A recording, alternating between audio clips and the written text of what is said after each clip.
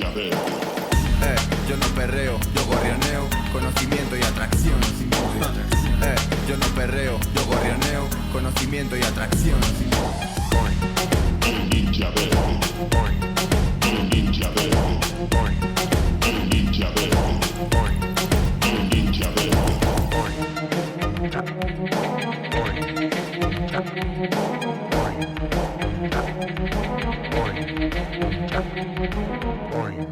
El ninja verde.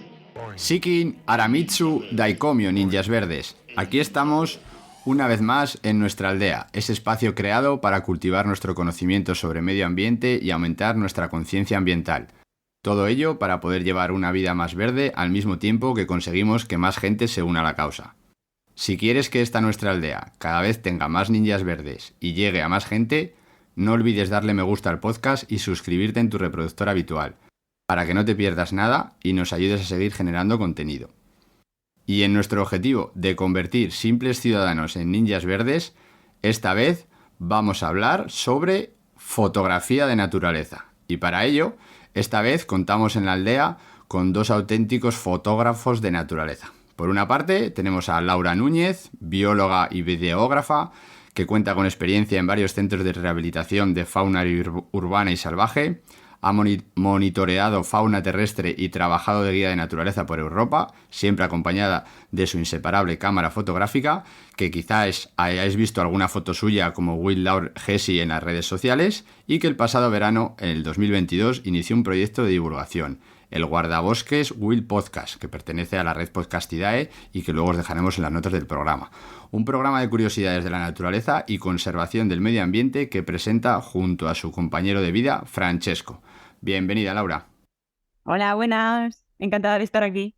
Encantada nosotros de tenerte en la aldea. Y por otra parte tenemos a Víctor Ortega, biólogo especializado en conservación de la biodiversidad y fotógrafo de naturaleza, que ha trabajado en proyectos de conservación de la Fundación FIEF y SEO BirdLife y actualmente colabora con Fujifilm España como fotógrafo profesional. Además, hace poco también creó el canal de Twitch El Punto de Enfoque, un lugar de reunión para hablar sobre fotografía, animales, viajes y naturaleza. Bienvenido, Víctor. Hola, ninja, ¿qué tal? Muy bien, pues antes de empezar, yo tengo que confesar que es el primer programa en el que las dos personas invitadas me caen bastante mal. Y me voy a explicar. Me caen bastante mal porque luego cuando os dejemos los contactos en las notas del programa y acudéis a sus perfiles, vais a ver las fotografías que hacen y ahí se os va a caer la fe y todo el amor por la naturaleza se os va a ir al suelo cuando veáis lo que hacen ellas y luego lo comparéis con lo que hacemos el resto de los mortales. Pero simplemente es ese detallito. Hecho las presentaciones, vamos a empezar ya con el tema de hoy, vamos a entrar en materia y lo vamos a hacer con la típica pregunta que abre todos nuestros programas. Así que ¿cuál sería la gran verdad o la gran mentira sobre fotografía de naturaleza? Si quieres empiezo yo porque he hecho los deberes y me lo he apuntado. Porque no te creas que es fácil, no te creas que es una cosa así que te vienes directamente a la mente, pero me he apuntado una cosa que para mí es la gran mentira y otra cosa que para mí es la gran verdad. Te digo la gran mentira porque es una cosa que me han dicho muchas veces, que es la típica frase de con esa cámara ya podrás hacer fotos, con ese equipo, cuando te ven con las cámaras que utilizas, ¿no? O los zoom o los teleobjetivos, siempre te dicen, bueno, con esa cámara ya podrás hacer esas fotos. Y eso tiene una parte de una gran mentira por eso, porque realmente la cámara es la herramienta, pero hacen falta otras muchas cosas para hacer una buena foto de naturaleza, una buena foto de un animal. Y ahora voy con la gran verdad, ¿qué hace falta para hacer una buena foto? Pues mucha paciencia y mucha dedicación, que seguramente sea la gran verdad, que yo creo que Laura seguramente en eso esté de acuerdo también. Estoy totalmente de acuerdo. Para mí la gran mentira, casi que lo has dicho en tus palabras, así que perfecto. Para mí la gran verdad es que todo bicho es fotografiable, porque es verdad que nos llega mucha gente diciendo es que no encuentro nada cuando me voy al bosque, cuando voy, y es que está rodeado siempre de cualquier animal, así que hasta si tienes un macro te sirve para una hormiga, y si tienes cualquier otro animal por el alrededor, al final lo único que necesitas es un poco de inspiración y paciencia. Así que totalmente de acuerdo contigo. Correcto, pues muy bien, ya tenemos una pequeña introducción. Como no es un tema en el que pueda haber una definición como tal, o sea, no estamos hablando de algo concreto que pueda venir en los libros, la siguiente pregunta la podéis enfocar un poco más desde la parte personal y sería que, ¿qué es para vosotros la fotografía de naturaleza? Fíjate, yo creo que aunque siempre hablo o siempre hablamos de eso en los canales que tenemos de nuestras redes y demás, pero nunca me he preguntado ni nunca me he preguntado qué es para mí. Lo que pasa que al final yo creo que se resume en un estilo de vida, porque al principio esto es una cosa que empieza siendo un hobby desde hace bastante tiempo, desde pequeño, ¿no? Y que sales a hacer fotos con tu cámara y ese hobby acaba siendo tu estilo de vida, porque todo depende de eso, o sea la manera que tienes de mirar, la manera que tienes de salir al campo, siempre acabas saliendo con la cámara, siempre acabas mirando hacia el cielo a ver qué ave ves, o incluso pensando en cómo la fotografiarías, con qué tipo de luz o hacia dónde irías si tuvieras que hacer una foto. Entonces, todo eso te va llevando por ese camino y al final solamente piensas en el formato de fotografía. En cuanto a luz, en cuanto a viajes, en cuanto a qué animales puedes fotografiar, en qué sitio y de qué manera. Para mí es algo así. Para mí casi que la respuesta estaría como dividida en tres, porque para mí sería una expresión artística, o sea, que dejas ahí fluir toda tu inspiración. Luego también yo lo intento comunicar siempre con la divulgación ambiental, entonces todo lo que al final una persona pueda entender de tu fotografía o ver que la estás relacionando, la puedes relacionar a una fauna, a una conservación, sobre todo bueno, explicarle al mundo lo que estás viendo. Y finalmente, bueno, es un dar a conocer. Y finalmente la tercera es que puedas compartirlo con personas de tu mismo tipo, bueno, no, de tu mismo tipo me refiero a fotógrafos de naturaleza, pero también conservacionistas, personas del ámbito que están en la ciudad, pero les encanta verlo aunque no lo conozcan, y puedas explicar tu forma de ver la naturaleza de otra forma, porque tú estás diciendo que estás en comunicación con la naturaleza, estás mucho más cerca de lo que cualquier otra persona pueda ver. Así que es un poco la mezcla de las tres cosas. Muy bien. Siguiendo un poco con esto, cuando se habla de fotografía de naturaleza, dentro de la fotografía de naturaleza, ¿hay categorías o fotografía de naturaleza es un cajón desastre en el que lo mismo da hacer una foto de un cañón que de una jirafa que de un campo de girasoles? Bueno, puede haber diferentes categorías. No sé si no me gusta esa palabra, ¿no? Pero pensando en concursos de fotografía de naturaleza, por ejemplo, me viene así a la mente, siempre dividen categorías, ¿no? En cuanto a veces pues aves, a veces animales que no son aves, tipo mamíferos, anfibios, reptiles, macrofotografía, ya pueden ser plantas, pueden ser insectos, etcétera. Luego paisajes. Entonces, sí que es verdad que naturaleza son tantas cosas que quizás sí, que lo puedas dividir en categorías. Pero es verdad que creo que uno siempre acaba decantándose o a uno siempre le acaban gustando más una cosa, ¿no? Y tiende más hacia, en mi caso, por ejemplo, las aves y los mamíferos. Y de paisaje o de macro fotografía, pues acabas haciendo menos, ¿no? Porque hay algo que te gusta o te tira más siempre y le dedicas más tiempo. No sé, yo creo que a Laura a ti te pasa igual. Creo que es verdad que cuando te dicen fotografía de naturaleza, a mí al menos lo que me pasa es que siempre viene la imagen de fauna, en realidad, de fauna silvestre. Quizá luego es lo que tú dices, que se separa en categorías, como vemos en concursos como la FIO o el Wildlife Photographer, pero sí que te viene pues la foto de una foca o de algo así súper cantón, y lo que tú dices, que se acaba dividiendo en una curruca o cualquier cosa más pequeñita que tenga relación con el entorno. Así que sí, sería bastante divisible. Y esto podría ser un debe en la fotografía de naturaleza, que por ejemplo se centre mucho más en fauna y dentro de la fauna en determinados grupos o en determinadas especies animales y que deje un poquito más de lado, pues yo qué sé, por ejemplo, a los hongos. ¿Quién hace fotografías de hongos? Que seguramente habrá gente. O lo que has hecho tú, Víctor, de centrarte más en fotografías macro de insectos o igual flores endémicas, cosas un poco más así que igual también es lo que habéis dicho, que encaja más en el perfil del fotógrafo y entonces en función del fotógrafo pues tira más hacia un campo o hacia otro, pero en general a grandes rasgos yo creo que es igual un poco como ha dicho Laura, o sea que se entiende más en vez de fotografía de naturaleza, fotografía de fauna. Bueno, de hecho, también no nos tenemos que olvidar de lo que está saliendo cada vez más, que es la fotografía con barrera, obviamente, y todo lo que tiene que ver de todo lo que pilla por el alrededor. Al final, casi siempre es relacionado con lo nocturno. Pero también la fotografía de dron, que ahora también es considerada fotografía de naturaleza porque coges todo lo que es el ambiente desde arriba y casi puedes ser una versión artística de lo que vemos cada día a día, porque a nosotros nos cuesta mucho ver una visión desde el helicóptero. Entonces, creo que ahora se está uniendo mucho a la fotografía de naturaleza, el tema de los drones.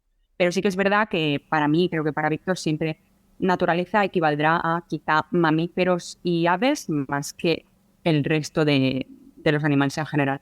Quizás lo que más fotografiamos nosotros también.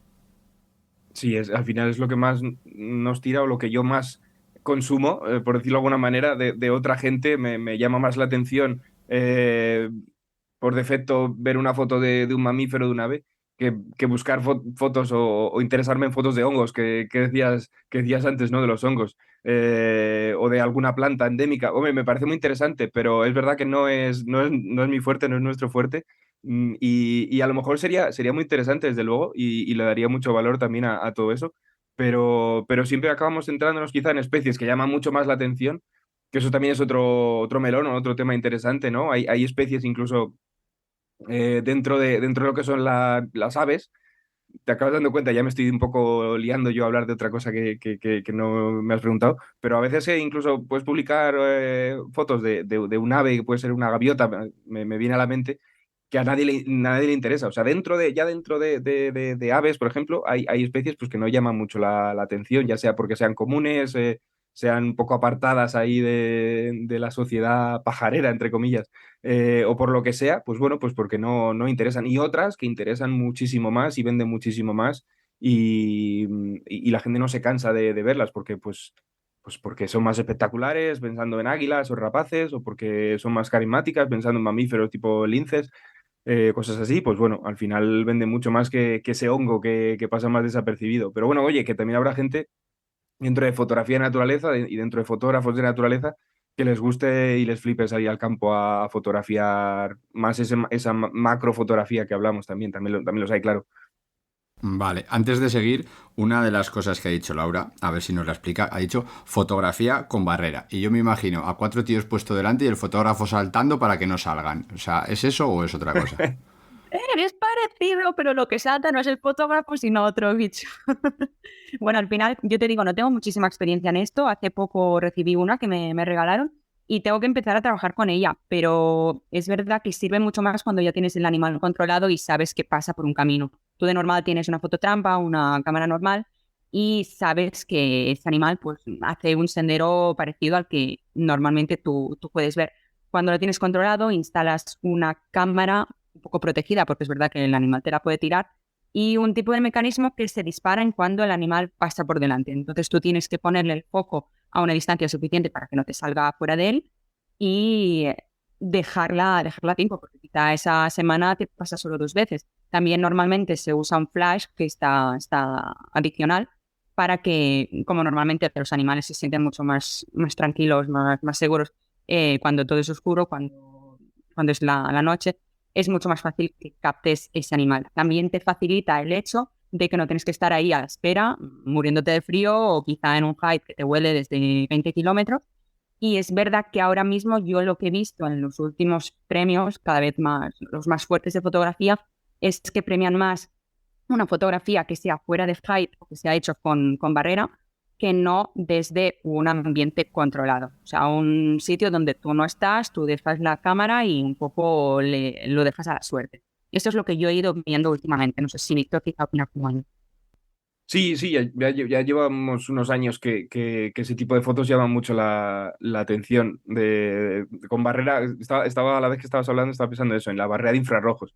A lo mejor es más fácil para la gente saber lo que es, que al final es como la típica puerta que cuando pasas, ¿no? Cortas, digamos, ese haz de luz y ese haz de luz que cortas es el que activa la cámara. Entonces, hay varias cosas importantes. Una de ellas es lo que has dicho, que tú tienes que aprender el comportamiento del animal y saber qué va a pasar por ahí para preparar ahí la cámara y dejarla preparada. Entonces, eso requiere mucho trabajo, eso requiere mucha investigación y luego otra cosa es esa, que tú no estás accionando la cámara, tú la dejas preparada para que la cámara sola salte cuando el animal pasa por ahí. Entonces tienes que dejarlo muy preparado.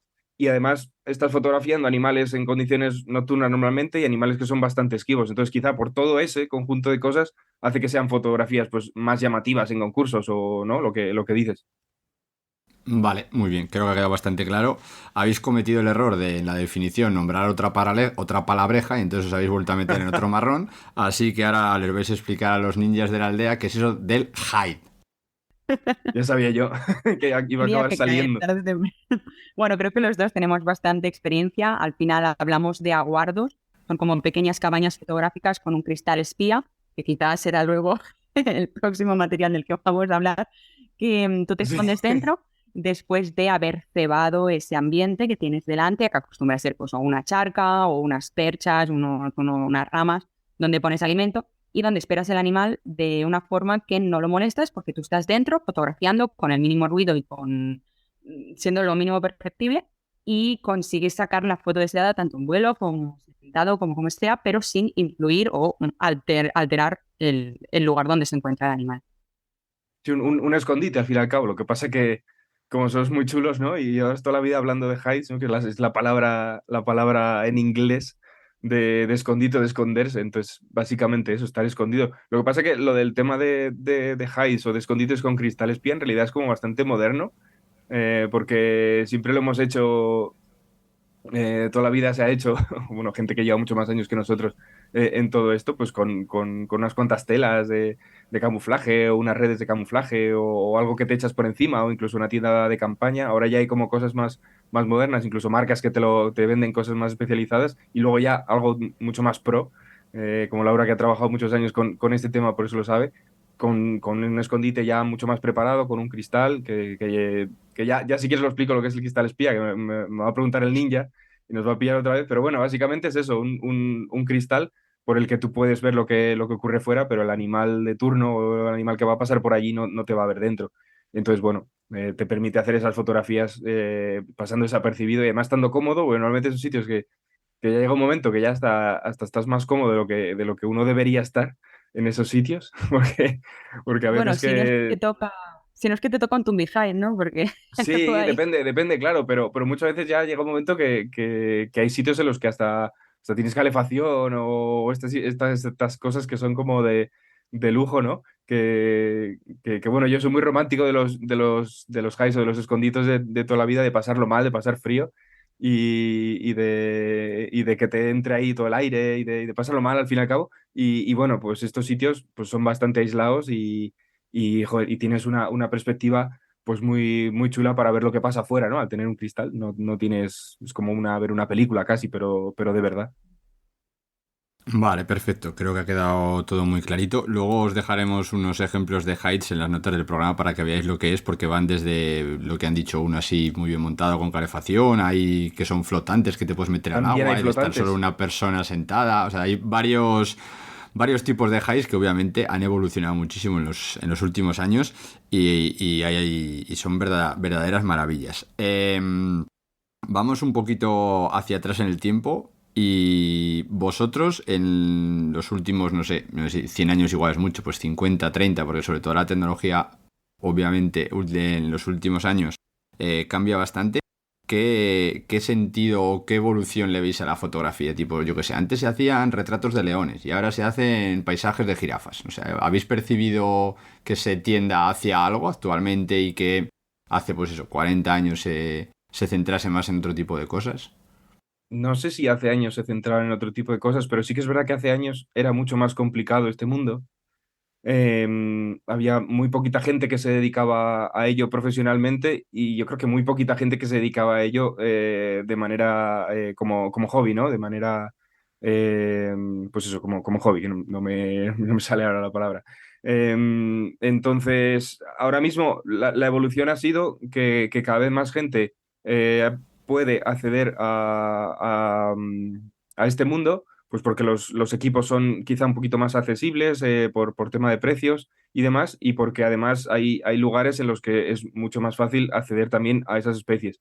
Yo me acuerdo que antes fotografiar un lince ibérico pues era muy complicado. Yo me acuerdo tengo el libro de Andoni Canela, ¿no? Del lince ibérico, de esas fotos que nadie más tenía o nadie más tiene. y eso era una joya. Ahora mismo es relativamente fácil conseguir fotos del lince ibérico porque hay sitios en los que te lo ofrecen muy fácilmente y eso es una evolución que ha habido muy rápida en los últimos 10 o 15 años. Has dicho 50, pero para mí la evolución más grande ha sido en estos últimos 15 años aproximadamente, ¿no? No sé tú qué piensas, Laura, sí.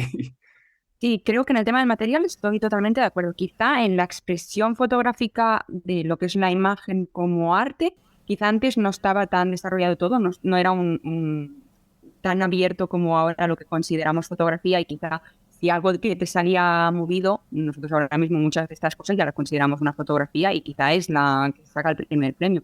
Y en esos momentos ya sacar, como ha dicho el ninja, un retrato de un león era como, wow, Dios mío, y ya está en blanco y negro. Es la fotografía más guay que ha sacado este fotógrafo este año. Quizás ahora tenemos tantas ventajas y tanto libre albedrío un poquito para probar, para desarrollarnos, que cualquier técnica nueva que salga de fotografía ya es considerada de verdad la foto del año. Entonces, quizá en eso sí que pienso que nos hemos desarrollado y nos hemos liberado un poco con el paso del tiempo. Sí, bueno, hay fotos, o sea, hay técnicas así como más novedosas, eso sí quizá, bueno, más novedosas. En realidad siempre han existido, ¿no? Pero a lo mejor ahora pues nos hemos vuelto como más creativos y antes la gente era más documental, si se puede usar esa palabra, ¿no? Fotografías más documentales del animal y ya está. Ahora pues bueno, se ven cosas mucho más creativas, lo que dices de la barrera de infrarrojos, de cosas que a lo mejor antes no se podían hacer por la propia tecnología, que eso también es otro tema, ¿no? Hay una evolución muy grande en cuanto a la tecnología de los equipos que también te puede ofrecer el conseguir cosas que antes no, por la ráfaga que tiene tu cámara, entonces consigues un momento muy concreto, cosas así, ¿no? Entonces eso también ha podido evolucionar y hacer que se consigan otro tipo de resultados. Sí, me refiero un poco a que quizá, por ejemplo, lo que decía de una foto movida, que ahora pues lo llamamos barrido, ¿no? Yo, por ejemplo, no tengo muchísima, no lo acostumbro a hacer, pero sí que es verdad que en un pasado, quizá ver una foto así te sorprendería más que verla ahora, que se presentan pues 40, y la verías y dirías, hostia, esta foto no está bien hecha, porque se da mucho más una técnica fija, ¿no? De para el trípode, de sacar tu foto, de revelarla luego, y si tenías pues 40 posibilidades de diapositivas, las sacaba de forma que te saliera la imagen perfecta. No probabas que Claro, antes obviamente ya te echas muy atrás y ya pues tema de diapositivas y todo eso, claro, eso también ha cambiado. Ya solamente eso ya es un cambio muy grande, sí, sí. Pero bueno, me gusta lo de, uy, esta fotografía está mal hecha, porque eso lo he escuchado yo ahora también. Es como, bueno, a ver, claro, hay fotografías que intentas hacer así, pues yo mismo, yo me incluyo, de alguna cosa así un poco diferente o creativa o intentas innovar un poquito y hay gente que a lo mejor es más de la vieja escuela, ¿no? Y le puede parecer que esa fotografía está mal hecha. Eso me parece interesante también. Sí, yo desde mi total inexperiencia, pero lo que he visto con el paso del tiempo, y creo que también se puede llevar también a los documentales, es que antes toda imagen de fauna o de naturaleza era algo más documental, o sea, en el sentido de he fotografiado un león, aquí hay un león, y ahora se tiende muchas veces a que la foto del león sea artística, tiene que haber Más un paisaje estética. detrás, eso es, o un primer plano, o un retrato, o solo la pupila, no sé, cosas que antes seguramente también Mm, no se podían hacer por la tecnología, pero claro. no sé. A mí es la percepción que tengo yo sin tener ni puñetera idea de absolutamente nada de este Yo me, tema. yo, yo me incluyo en esa obsesión a lo mejor por buscar algo más estético. Yo me incluyo y lo reconozco y me incluyo ahí en eso. Y lo que has dicho de los documentales, también se puede ver esa evolución. Mismamente si ves documentales, empiezas a ponerte documentales más antiguos, pues sí, efectivamente, pues una escena de lo que sea de acción grabada, pues está genial, era la leche y lo seguirá siendo, pero ahora, si tú ves documentales de la BBC, ya esa escena de acción, esa misma escena, ya le buscan otro enfoque. Ya es completamente diferente. Y mucho más preocupándose por eso, por el tema estético.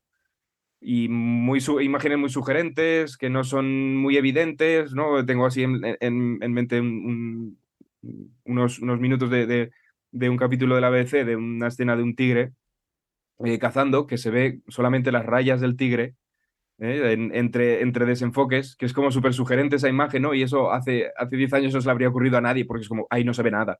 Pero para mí es increíble, o sea, y es como esa vuelta de tuerca de imaginarte el tigre pasando entre la vegetación y solamente grabar ese detalle de las rayas y el naranja y entre los arbustos y bueno, no sé, yo me estoy viniendo arriba y me lo estoy imaginando y me parece eso, muy sugerente, muy estético y muy diferente y innovador y bueno, pues al final es como un valor diferente que se le da a eso. También es verdad que el avance de la tecnología que tú mismo dices también se relaciona mucho con el peso de la cámara, porque ahora al final encontramos GoPros que antes tenías que ir con una carcasa enorme dentro del agua y que claro te pesaba con los focos, con todo. Quizá ahora van 20 submarinistas, uno con una GoPro, otro con una camarita pequeña y te consiguen grabar pues la ballena y todo el espectáculo.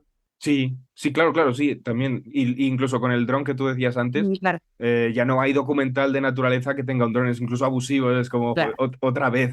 Pero sí, o sea, es eso, es ese tipo de cosas, con GoPros, con drones, con incluso, bueno, ya hablando, ya pasándonos a documental de naturaleza, que es otro tema que me encanta, pero puedes ver incluso cámaras que van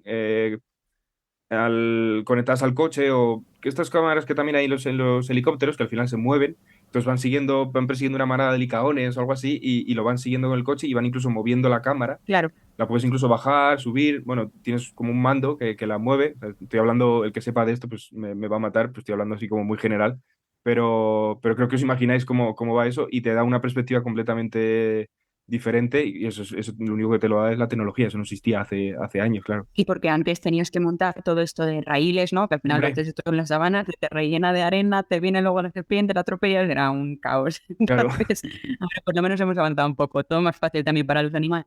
Vale, muy bien, creo que ha quedado bastante claro. Ya habéis dado unas pinceladas al inicio en la presentación, pero de la fotografía de naturaleza, ¿nosotros qué podríamos decir que para qué se utiliza? O sea, ¿cuáles serían sus usos, sus funciones? ¿Para qué nos podría servir más allá de para hacer fotografías? Que ya, o sea, el concepto artístico, más allá del concepto artístico, ¿para qué podemos utilizar la fotografía de naturaleza? Bueno, creo que lo he dicho un poquito al principio y que Víctor pensará un poco como yo, que la divulgación es clave en todo el tema de la naturaleza. Porque al final nosotros publicamos una imagen y hay mucha gente que, bueno, me estoy basando ahora en Instagram, por ejemplo. Yo a veces pongo un texto que es la cosa más poética del mundo, como al día siguiente me empiezo a describir la especie. Y creo que esta segunda parte es la que interesa a gente que quizá no ha visto, yo que sé, un escribano nival, ¿sabes? Que no sabe, pues que ahora llegan más tarde porque el cambio climático los ha afectado.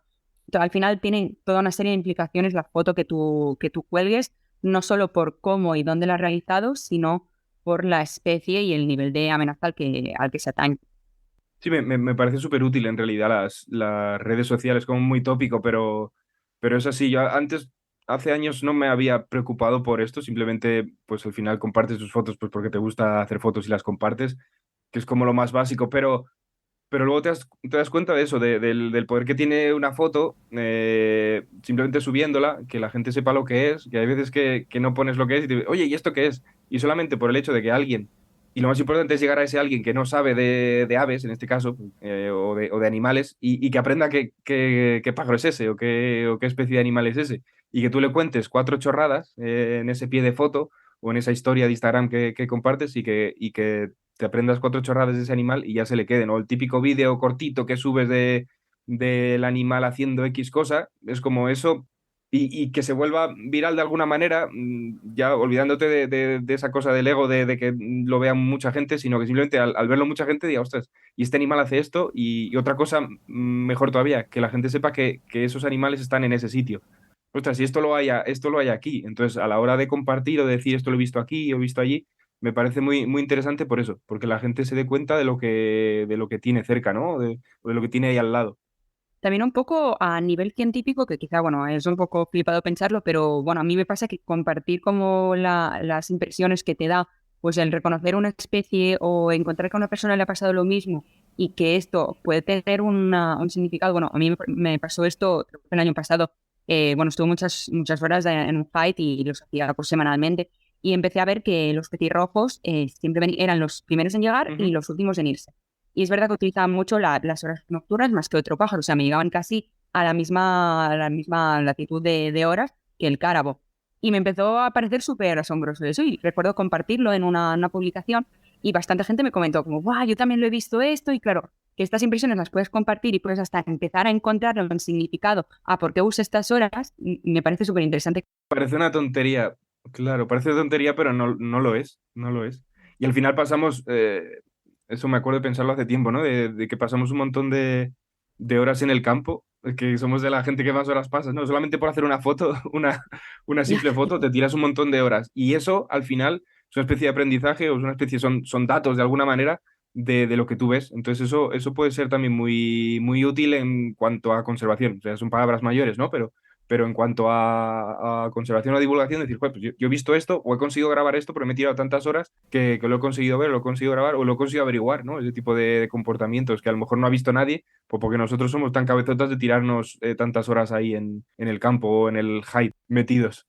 Vale, perfecto. Sí, yo creo que también, directa o indirectamente, estoy de acuerdo en que puede ayudar a la conservación de la naturaleza.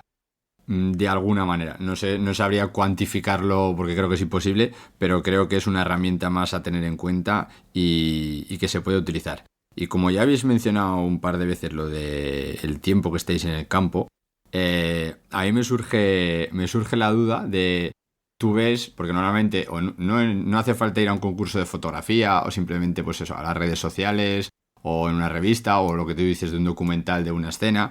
Detrás de todo eso, o sea, ¿qué se esconde? Hay fotos que son espontaneidad pura de decir voy por el campo, sale esto y hago una foto. Hay fotos que requieren una preparación de decir he estado 7 horas sentado aquí para hacer una foto del pajarito este encima de la rama, que si no viene el pajarito me quedo 7 horas que he tirado así, que he regalado a la Pachamama. O sea, hay diferentes tipos de fotos. O sea, ¿qué esconde detrás cada foto? Sí, o sea, por supuesto que hay diferentes tipos de fotos y creo que aquí quizá Víctor y yo es cuando nos diferenciamos un poquito, porque yo es verdad que bueno, siempre salgo mucho al campo, pero yo los fines de semana es como mi momento de tiempo libre donde voy. Al final por mi trabajo yo estaba muy dirigida a arreglar un hide, a pasar muchas horas ahí, a probar muchísimo, entonces toda mi semana era 100% a guardo con la pantalla, con el cristal. Y otras veces sí que salía a campo a probar de montar otros hides, pero siempre era un territorio más controlado. Los fines de semana era más para mí, para bichear, para probar fotos. Y eso un poco corresponde con el tipo de fotografías que yo he hecho durante todo este tiempo, desde que empecé, que son más en condiciones controladas. Mucha más paciencia en lo que es hacer sesiones y sesiones y sesiones, pero no tanto en salir a buscar el bicho que me obsesiona o que tengo. Y de hecho ahora tengo una lista enorme por culpa de esto. Pero, pero sí que es verdad que yo trabajaba mucho más en pues tener, o sea, una charca y saber en qué horario me llegaba, pues en este caso, por ejemplo, la jineta o la garduña, empezar a colocarle unos troncos, todo muy estético, sabiendo que yo quiero la luz por aquí, tipo que parezca la luna, pero que la jineta me Y venga al, por al la parte. final no soy el único que tiene un problema con la estética, ¿no? Para las fotos. No, no, no, para nada. O sea, creo que todos estamos metidos en esto y ya es obsesión literal. Pero sí, o sea, creo que tenemos, y en esto creo que podemos aprender todos mucho porque somos bastante diferentes, creo, Víctor y yo, en este tema. Yo, a ver cómo lo resumo, porque no soy capaz de Lo resumir. lo puedes resumir tipo, ¿qué es una jornada de fotografía para ti? La que tú quieras. Claro, es que esto que está diciendo Laura de la guarda, del escondite, de tirarte allí, de preparar tal y cual, es que esto viene de más atrás. Es que cuando tú ya has montado tu escondite o te has preparado tu escondite delante de un sitio por donde sabes que va a pasar el animal, es que ¿cómo sabes que va a pasar el animal? Es que esto viene más atrás por eso, porque tú ya has sacado tus prismáticos, estás dando vueltas por allí, has hecho lo que se suele llamar trabajo de campo, que es pues darte vueltas por el campo, disfrutar también de esa parte de prismáticos y de observar y de dejarte sorprender, digamos, por la naturaleza, de repente dices, ostras, mira, ahí se posa todos los días un alcaudón, o ahí se posa todos los días un cernícalo. Entonces, ahí ya comienza tu trabajo de montar el escondite y de prepararlo en un sitio donde sabes que va a pasar, o lo que decía Laura, la jineta, la garduña, porque ya sabes que ahí está, porque has visto incluso los excrementos o los rastros y dices, vale, yo ya tengo esa parte de trabajo hecha, ahora empieza la siguiente que es pues montarte el escondite, ya sea de tela o ya sea con su cristal espía, como sea, y de esperar a que ya ocurran las cosas. Y ocurrirán si ocurren, si todo sale bien, si también lo has hecho bien, si lo has preparado bien todo ese trabajo. Y entonces, pues bueno, ya la naturaleza, pues aparece por ahí el animal o no, o tienes que ir más veces para que aparezca. Entonces, eso suele ser lo normal y eso implica, pues a veces meses de preparación y de búsqueda de esa especie, de ese animal. Otras veces años, también te puedes tirar años para conseguir una foto. O incluso lo que tú decías al principio, Ninja, pues hay fotos que pueden ser casualidad, o pueden ser de que de repente te bajes del coche y hagas una foto, también puede ser. Pero es verdad que la mayoría de veces, o el 99,9% de veces, no es casualidad, porque tú ya sabes de antes un poquito del comportamiento de los animales, un poquito de las especies que hay, y tú ya en tu cabeza ya tienes más o menos hecha la composición de qué hay en ese sitio y qué no hay. Entonces tampoco es casualidad todo al 100%, sino que tienes que, y al ser un poco biólogos, vamos, al ser biólogos y al tener ese pasado, bueno, o presente de que nos gustan las aves o los animales o la naturaleza en general, pues ya lo sabes, ¿no? Que es posible que te encuentres en ese sitio. Yo he avisado de que me iba a enrollar con esto, así que bueno, no sé si por lo menos ha quedado medio claro que al final hace falta ahí mucho... Que es verdad que muchas veces salimos al campo también a explorar, porque cuando nos toca una zona Claro, nueva donde tenemos con un grupito, esa es la magia, ¿no? Que tiene de encontrarte todo nuevo y que no sabes lo que te vas a encontrar, que tienes unas intenciones, un pensamiento de, wow, voy a ver la putarda o el sison o lo que sea, pero no es ningún fight. Entonces, claro, ahí está la gracia de empezar, y creo que ahí es lo que dice Víctor, que al final es cuando te toca hacer el bichero, campear claro. muchísimo, hasta que encuentras, a ver, bueno, encuentras pues que en 2 fines de semana seguidos te encuentras al aguilucho cenizo que está en la misma percha. Entonces, creo que Claro. ahí ya empieza el trabajo gordo. Y lo que tú has dicho de la lista esa que tienes hecha, que a veces te haces tú mismo un poco mentalmente o incluso de verdad, es una lista de, ostras, ¿qué especies me gustaría fotografiar esta primavera o este invierno? Y entonces tú ya te vas haciendo la composición de dónde ir o dónde buscarlas o qué cosas tienes que preparar o saber o investigar. Mira, pues ahora he estado yo también buscando el lince. Bueno, pues me comí un rosco también, que esa es otra cosa que puede pasar. Claro. Que, bueno, tengo que decir que alguna foto le he hecho, pero muchos días no ves nada, entonces también es así, o sea, ir a los sitios donde te han dicho, donde has investigado que hay ese animal, el lince ibérico en este caso, y tampoco lo ves. Y también pasa. Claro, sí, sí. Pero pues también es la gracia, ¿no? Sí, eso es. O sea, como resumen, detrás de una foto hay mucho curro. Que parece que no, se piensan que es simplemente dar al botoncito, pero nos acabamos de dar cuenta que tiene detrás mucho trabajo y mucha preparación. Cambiamos de tercio completamente. Quiero que sacáis vuestra vena más crítica. Para vosotros, ¿cuáles son los grandes males de la fotografía de la naturaleza? La parte oscura, eso que si tuvieseis un botón, lo daríais para que se cambiase. Uy, este es un tema delicado, ¿eh?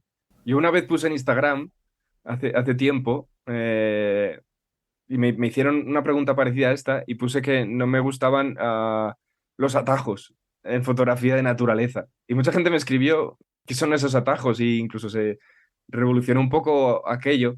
Eh, y no sé si hago bien, en volver a traerlo ¿Qué son aquí. los atajos? ¿Qué son los Pero atajos? bueno, al fin y al cabo hay maneras de trabajar con los animales más respetuosas con ellos, y hay maneras de trabajar con ellos menos respetuosas. Pues en definitiva hay muchas fotos que tú ves en las redes, porque se ven todos los días muchas fotos de gente pues, que ha usado cosas que no deberían usarse, tipo reclamos, o hay gente que ceba a los animales con animales también que están vivos. Entonces pues esas cosas éticamente no están bien, incluso legalmente tampoco, y para mí son atajos, ¿no? Para hacer una foto más rápido, obtener el resultado deprisa y corriendo, y subirlo. O sea, el objetivo final es como subir esas fotos a internet, porque no sé quién más tiene esa foto y así ya la consigo yo más rápido.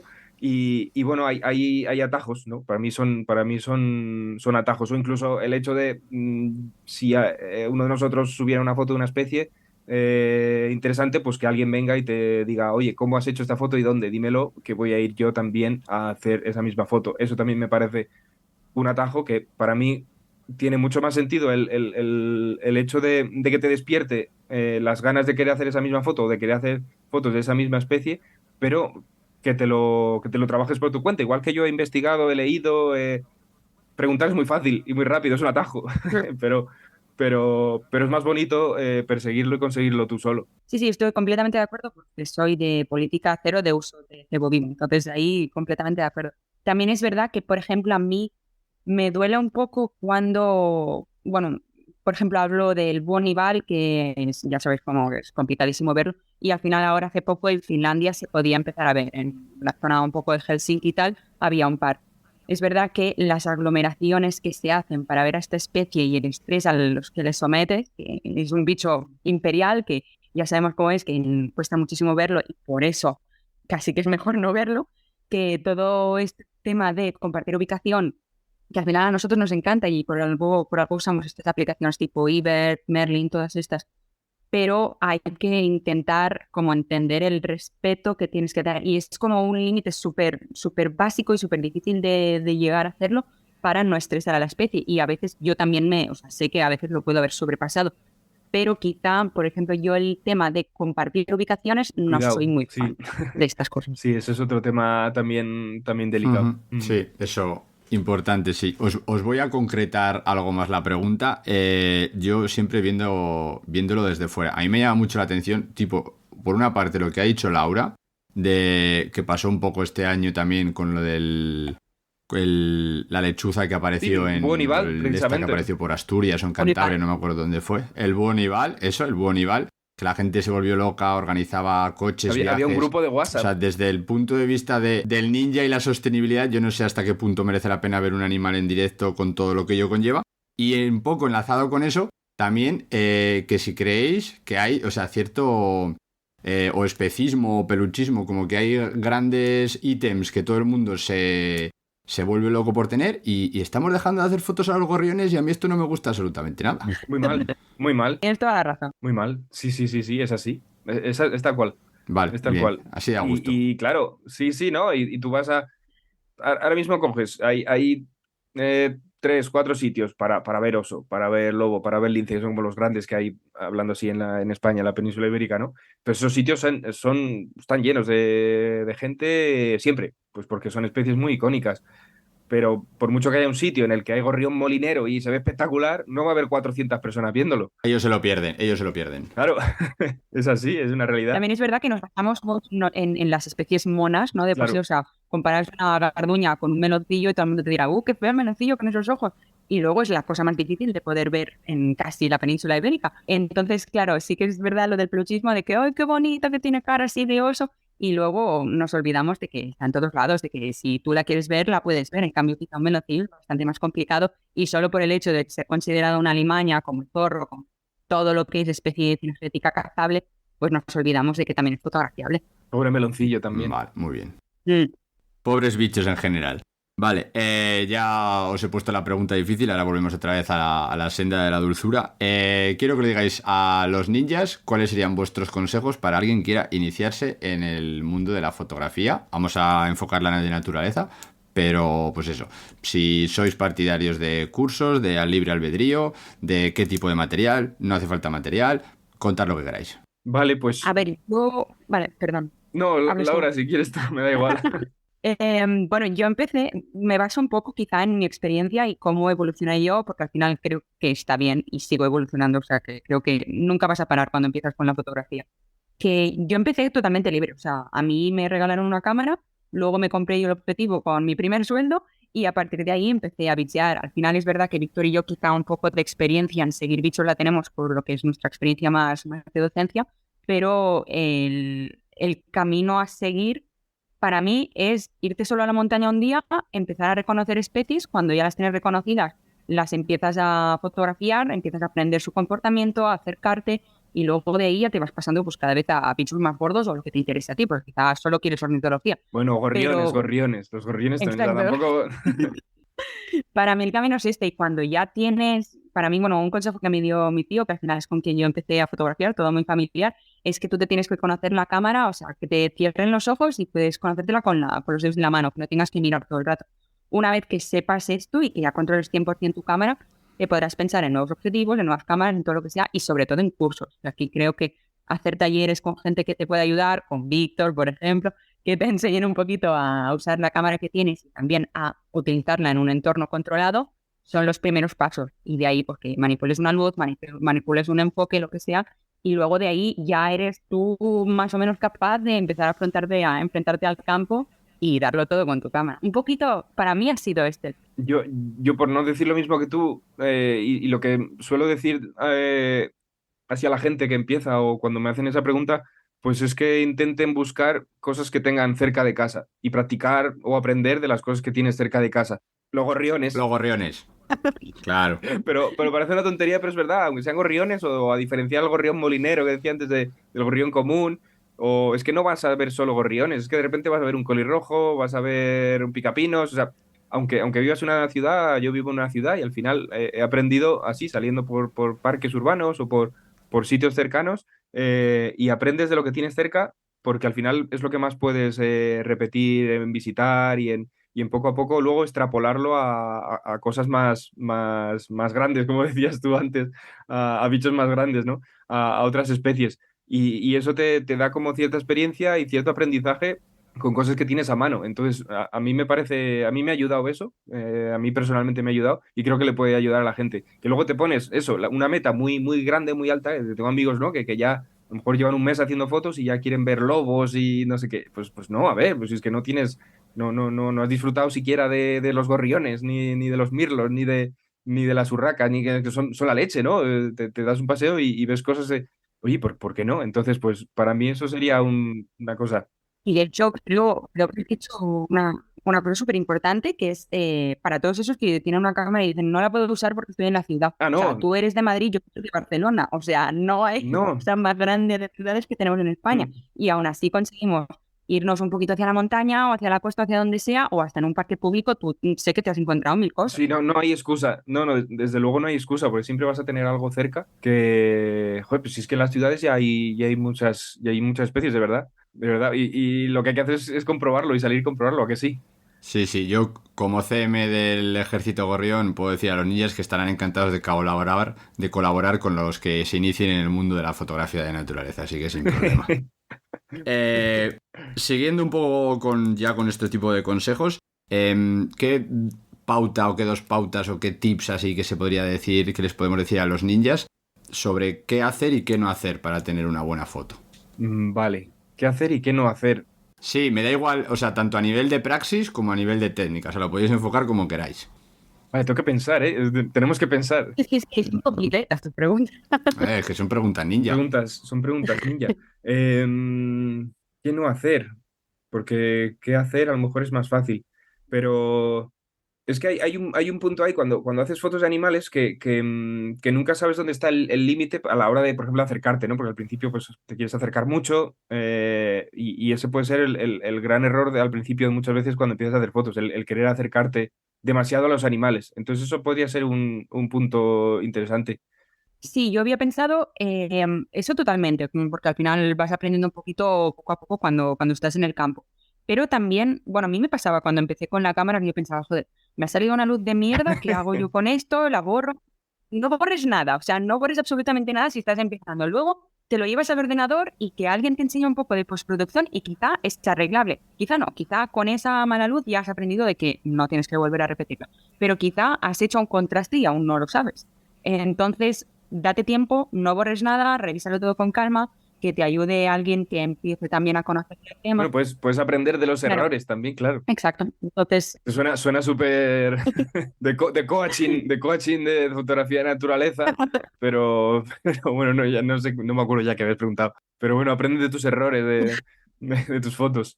Sí, eso me pasa a mí. Yo hago cosas que no sé qué hago, pero luego no llevan a ninguna parte. Ese es el final un poco más así. Pero luego puedes no repetir ese error, digamos, ¿no? claro, Pues tanto técnicamente de esta foto es un churro, pues no voy a volver a hacerla con esta luz o con estos parámetros, o como la he liado porque me he acercado demasiado, a lo mejor no debía de haber hecho esto, tal, o me he movido mucho y tal, y eso también, que eso pasa mucho, pues también te sirve de claro. aprendizaje.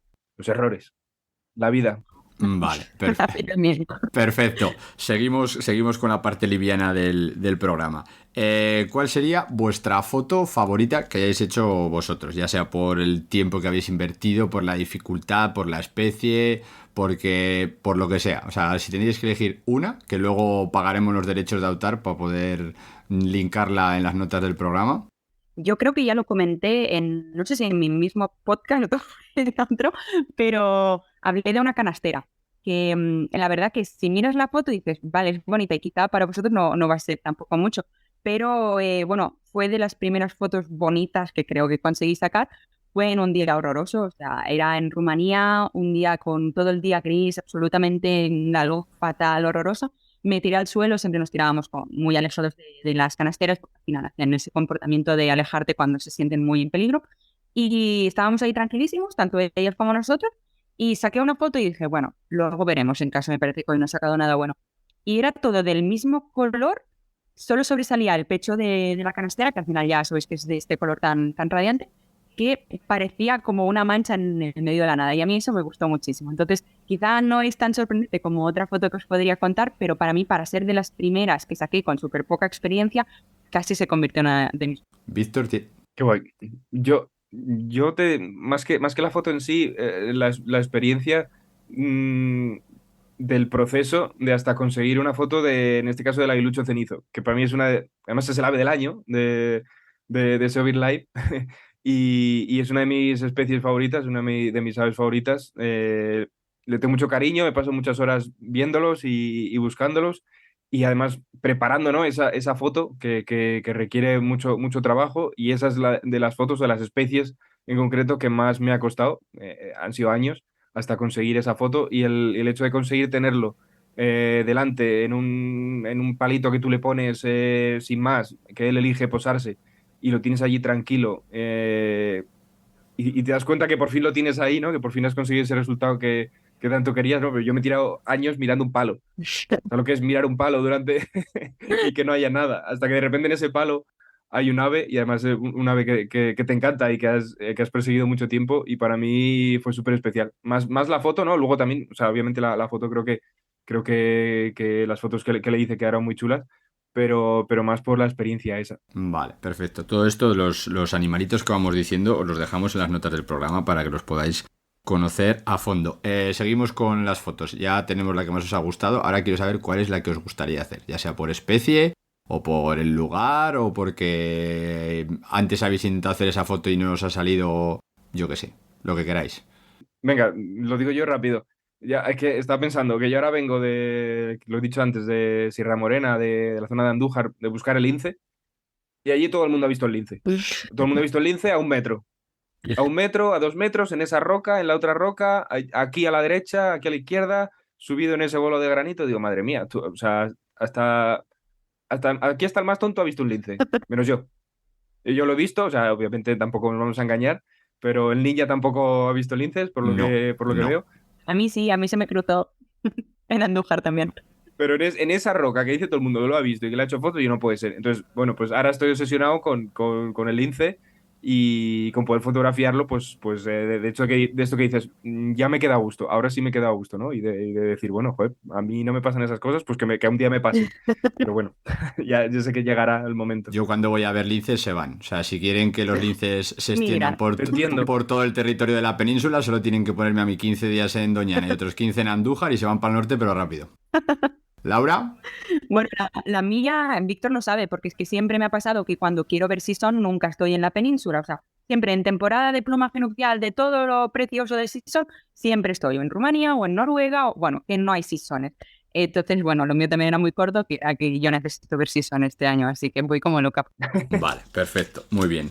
Y ya vamos a ir cerrando. Ahora necesito el toque cómico del podcast. A mí lo de que una persona puede estar 7, 8 horas encerrada en un sitio sin hacer absolutamente nada, yo que soy incapaz de estar 7 segundos quieto, seguro que te da para generar anécdotas o cosas que no han sido jamás desvelados al mundo. Pues ahora es el momento. Quiero que me contéis algo de eso, que digáis, que para que nos dé un poco, nos ayude a entender qué es eso del Hyde. O sea, ¿qué pasa ahí dentro? ¿Qué pasa ahí dentro? Es terapéutico, ¿eh? Casi. Un 8. ¿A que Sí, sí? o te vuelves loco. Puedes sacar...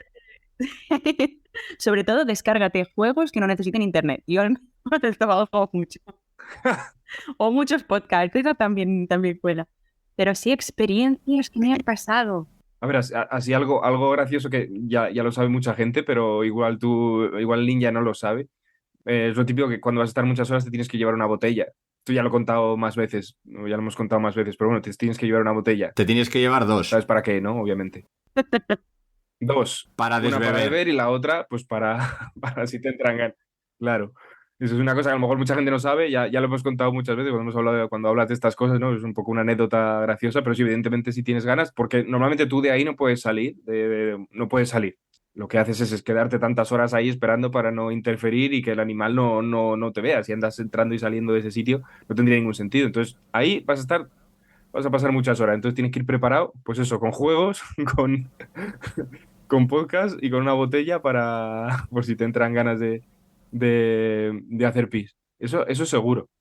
Y luego lo típico, que estás mirando el móvil y te aparece el animal de turno cuando estás mirando Pero ahí siempre pasa. los TikToks. Y a mí lo que me llama la atención, o sea, yo tengo curiosidad o sea, ¿no os ha pasado nunca de estar ahí en el campo tirado con unas telas o con un high de esto portátil y de repente que pase Marianico o la señora Claro. Fernanda ahí haciendo su maravilla de día normal y tú ahí dentro diciendo, uy, madre... Claro. Sí. Todo tipo de gente, Te claro. saludan y Y a mí me han pasado por delante. ¿A ti te han saludado? A mí no, a mí no por me el saludan. Cristal Jaén me Son- saludaron y yo, no, vete de aquí. A mí no me han visto, bueno, no me han visto, creo que no me han visto, me han pasado, pero a mí me han pasado gente recogiendo setas, cazadores, ciclistas. Tuve una muy graciosa fotografiando un Martín Pescador y me pasaron por delante dos ciclistas. Era un arroyito, y además estaba lleno de fango, porque yo ya había tenido la experiencia de meterme en el arroyo sin querer y meterme hasta la cintura de este barro que te atrapa, ¿no? Y yo estaba ahí haciendo las fotos y los veo que vienen, que quieren cruzar el arroyo y digo, no puede ser. Claro, yo ya me sabía la película y efectivamente, intentaron cruzar el arroyo con la bici y sabes hasta dónde se metieron, ¿no? De eso tiene que haber fotos, ¿no? Hombre, si está. Ahí, dejamos ahí... Claro, yo no puedo.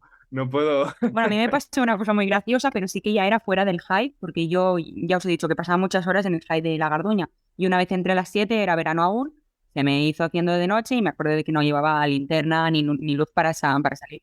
Y cuando salí, bueno, me siguió un jabalí hasta el coche y yo estuve cagada hasta entonces porque yo iba tocando árboles, en plan, vale, es por aquí, me parece que tengo que llegar aquí. Y cuando llegué al coche me encerré y encendí los faros para ver dónde estaba y nunca apareció. O sea, ya no sé si fue mi imaginación o qué fue, pero yo escuchaba los ronquidos de que me iba a seguir, de que me iban diciendo, Qué "Exacto, gracioso. te estoy controlando y tú no me ves a mí". Así que muy cagada esa vez. Hostia, qué bueno. Vale. Qué bueno. Me ha gustado, me ha gustado así para cerrar, han estado bien. Una recomendación para la gente, fotógrafos favoritos, fotógrafas que sigáis, no sé, o sea, me da igual que sean famosos, amigos, primos, alguien para la gente que quiera perder ahí un poco de tiempo y ver fotografías que os gusten a vosotros como se hacen. Me da igual un nombre que 2500. Bueno, yo creo que siempre digo el mismo, además de Víctor, pues No, hombre, no. a veces también digo Mario Cea. A mí me gusta muchísimo el nivelazo que tiene, bueno, creo que ya lo conocemos todos, esas luces y esos difuminados que hace con las aves, que al final él imparte muchísimos cursos y creo que es súper interesante aprender la técnica si os interesa todo lo que es nocturnos. A mí me gusta muchísimo y yo tengo que Sí, apuntar. sí, justo de hecho lo que hablábamos del tema de barrera de infrarrojos y ese tipo de fotografías y de ganar concursos, desde luego, es una referencia Mario Cea para ello.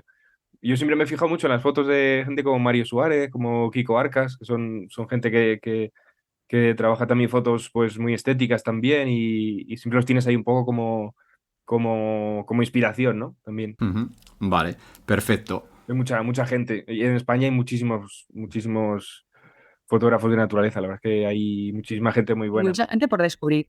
Vale, muy bien, pues todo esto se lo dejamos también en las notas del programa para que vayan enredando. Vamos a ir cerrando la aldea. Última pregunta, ¿qué pueden hacer los ninjas para ayudar a la fotografía de naturaleza? Bueno, yo en este caso, y creo que Víctor también es bastante defensor de la idea, yo voy a dedicar estas palabras más en especial a las ninjas, en este caso, porque, bueno, creo que faltan muchísimas fotógrafas de naturaleza, creo que pueden aportar una perspectiva diferente, también igual de buena que los chicos, pero también igual de nueva de la que podemos ver.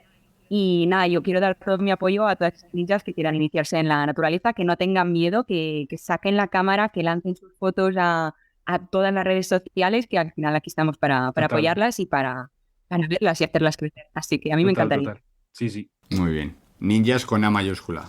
Yo lo apoyo también, lo apoyo. Y si tuviera que decir algo más, que la gente salga sin la cámara también. Aunque hablemos de fotografía, que la gente salga sin la cámara, que sea con prismáticos, a disfrutar también de esa otra parte que no, que es también fotografía, pero no implica hacer la foto, ¿no? Totalmente, sí. Vale.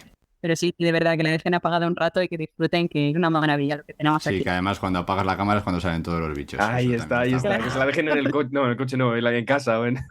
Cuanto más lejos, mejor. Cuanto más lejos, Sí, que luego da una más rabia. probable que veas animales.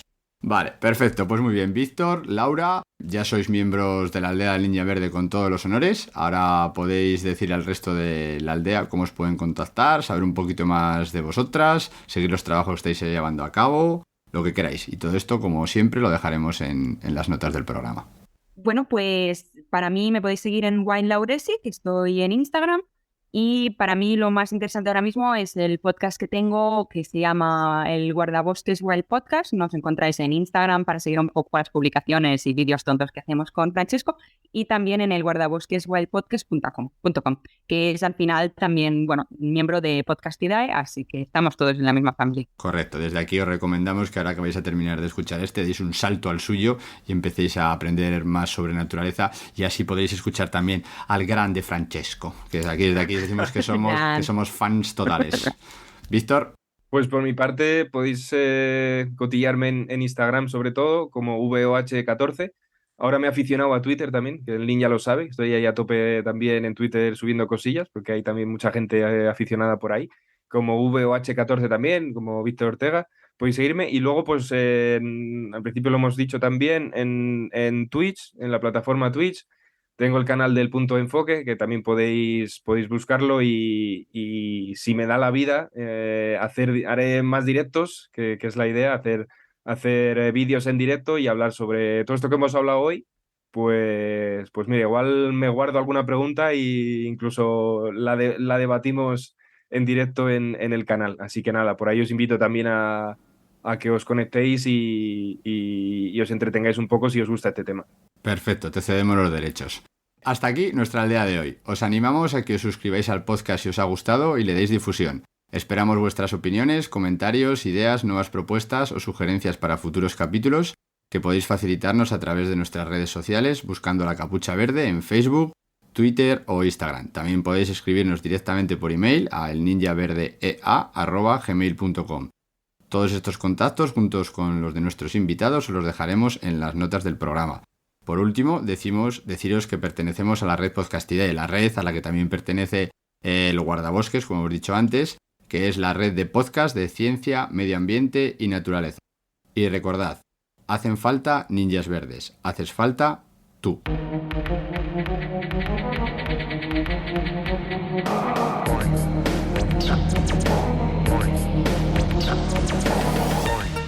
El Ninja Verde. El Ninja Verde. El Ninja Verde. El Ninja Verde. Yo no perreo, yo gorrioneo, conocimiento y atracción. Yo no perreo, yo gorrioneo, conocimiento y atracción. El Ninja Verde. El Ninja Verde. El Ninja Verde. El Ninja Verde.